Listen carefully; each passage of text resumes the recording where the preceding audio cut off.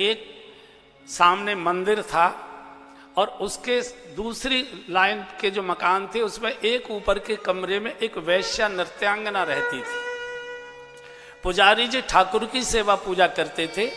नृत्यांगना सायंकाल गीत गाना, नाचना गाना, ठुमके लगाना, मदरा पान कर करके वाह वाह लोग करते थे।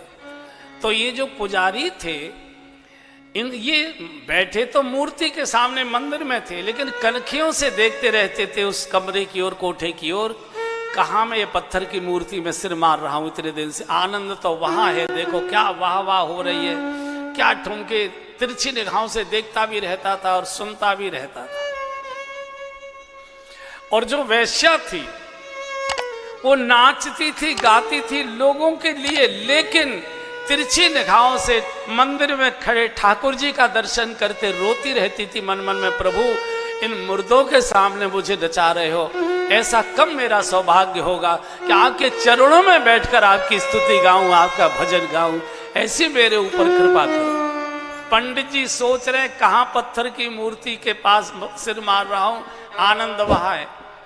और ये वैश्या सोचती है कहाँ मैं मुर्दों को रिझा रही हूँ, असली तो ठाकुर जी के चरणों में गाना चाहिए था। संयोग ऐसा हुआ दोनों की मौत एक साथ हुई।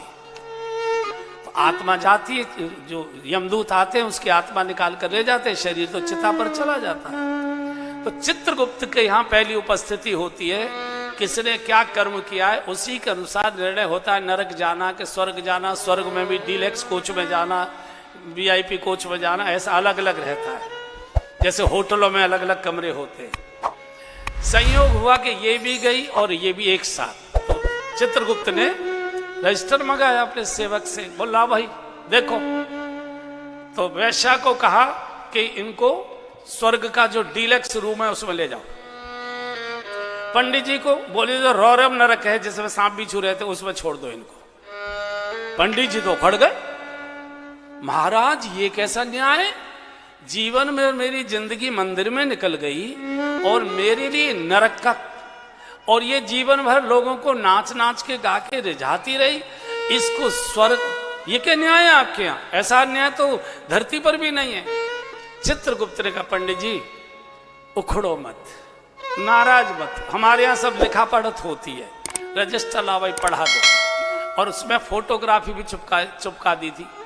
बोले देखिए पंडित जी, आप ठाकुर जी के सामने बैठे हैं मंदिर में, लेकिन निगाहों से आप नाच देख रहे हैं, और ये जो नृत्यांगना है ये नाच रही है लोगों के बीच में, लेकिन आंसू बहाती बहाती मेरे चरणों की ओर देख रही है, भगवान के दर्शन की ओर देख रही है, भगवान को देख रही है। हमारे यहाँ तन नहीं आता, हमारे यहाँ मन आया करता। और जो हमारे मन में है बंधुओं, 2 मिनट और इस प्रसंग को ले लिया, आपको बहुत लाभ करेगा। जो हमारे मन में चल रहा है, अगर आपने उस पर ध्यान लगाना शुरू कर दिया, ध्यान एक ऐसी यूरिया खाद समझ लीजिए कि यूरिया खाद जिस पौधे में लगा दी जाती है जड़ में वही पौधा हरा हो जाता है।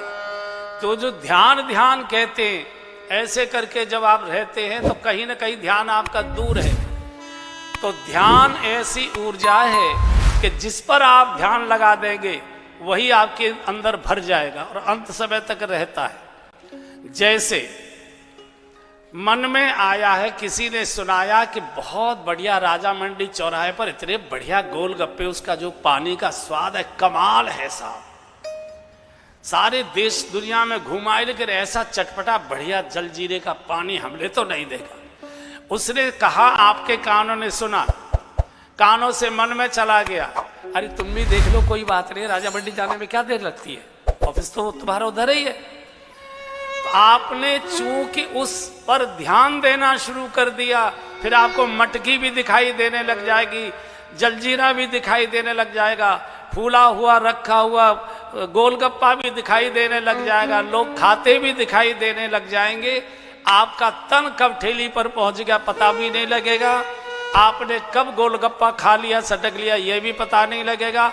अगले दिन जब शौचालय जाओगे तब जब जलन मचेगी तब पता लगे, अरे बाप रे, कल वो जो गोलगप्पा खाया था ये वो है। ये पूरा आध्यात्मिक शास्त्र है बंधुओं।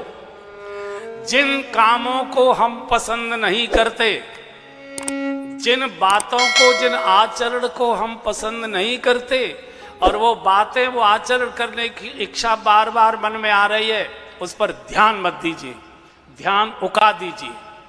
अगर आपने ऐसे उस पर ध्यान देना शुरू कर दिया, एक दिन आपको कान पकड़कर वहीं खड़ा कर देगा, आपको वहीं खड़ा कर देगा।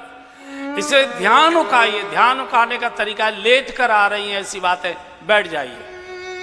बैठ कर आ रही हैं, खड़े हो जाइए। खड़े खड़े आ रही हैं, टहलने लग जाइए।